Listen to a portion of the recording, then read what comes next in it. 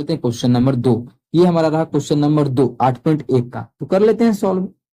इसमें सब चीज दिया हुआ है। ये तो समझा दिए पी कैसे निकालेंगे, आर कैसे निकालेंगे, वो सभी चीज आप लोग को हम समझा चुके हैं। पी कैसे लेंगे, आर कैसे लेंगे, बस यहाँ पे क्या करना है, पुट करना है। डायग्राम उग्राम सब चीज दिया हुआ है। इस डायग्राम में आकृति, इतना तो आकृति यहाँ पे था लिखा हुआ, हम हटा दी। इसी डायग्राम का बात किया। इसमें निकालना है 10p। देखिए क्या निकालना है, 10p minus cot R. Angle समझ में आ रहा है ना, का पी आर लिखा हुआ है, ठीक है।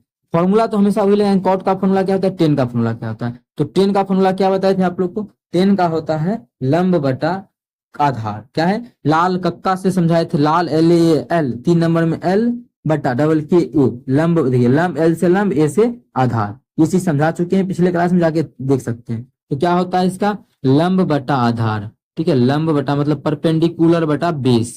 इसका क्या होता है, जस्ट इसका उल्टा हो जाएगा। तो इसका क्या हो जाएगा, आधार बटा लंब। इसका क्या हो जाएगा, आधार बटा लंब, ठीक है। अब चलिए मान बैठाएंगे। तो लंब बटा आधार पी के लिए, किसके लिए, एंगल पी के लिए। तो पी जहां पे, यहाँ पे खड़ा हो जाना है। तो पी है यहाँ पे, तो यहाँ पे मानिए खड़ा हो गए, ठीक है। यहाँ पे क्या हो गए हम लोग, खड़ा हो गए। इसके अब यहाँ पे जब खड़ा हो गए हम लोग, तो मेरे लिए लंब क्या हो गया, ये हो गया। इसका तो मान दिया हुआ नहीं है। जब दो चीज पता है तो तेसर तो पहले निकाल ही सकते हैं। तो पहले चलिए निकाल लेते हैं। यहाँ पे हम लोग ध्यान नहीं दिए, ठीक है, तो निकाल लेते हैं। तो क्या आधार नहीं दिया है, तो आधार यहाँ से निकाल लेंगे। आधार का फॉर्मूला तो आप लोग को सिखाएंगे, क्या होता है।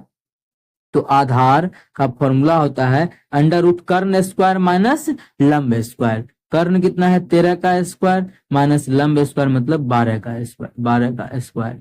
13 का स्क्वायर कितना हो जाएगा, 169। 12 का स्क्वायर 144।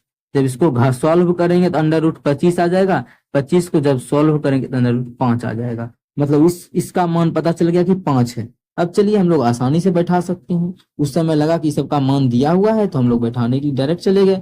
अब चलिए पी के लिए लेना है क्या, लंब बटा आधार। पी के पास आ गए, पी हमारा यहाँ पे, तो यहाँ पे मेरे लिए लंब क्या हो गया, ये हो गया, और आधार तो ये हो गया, ठीक है। या फिर लंब का तरीका एक और बताया, उसके सामने का ले लेंगे। तो पी जब लिए तो इसके सामने ये कौन है, तो लंब कितना हो जाएगा, 5।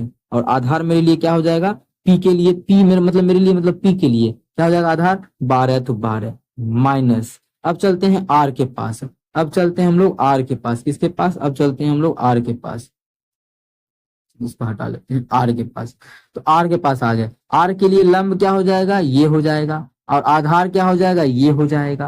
या फिर खराब ही होंगे यहाँ पर मानिए हम, तो मेरे जो पास में है वो क्या होगा, आधार, तो ये आधार, और सामने जो है ये क्या है, ये है लंब। कर्ण तो चेंज नहीं होगा, इसलिए उसमें कुछ बात ही नहीं करेंगे।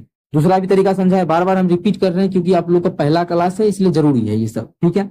इसके लिए क्या हो जाएगा, इसके सामने क्या है, ये तो लंब हो जाएगा। तो लंब कितना है, तो लंब है 12, तो लंब है 12, और आधार कितना है, आधार है 5। अब देखिए दोनों सेम सेम है, मतलब कट के 0 आ जाएगा। इसका जो मान हो जाएगा वो कितना हो जाएगा, 0 हो जाएगा।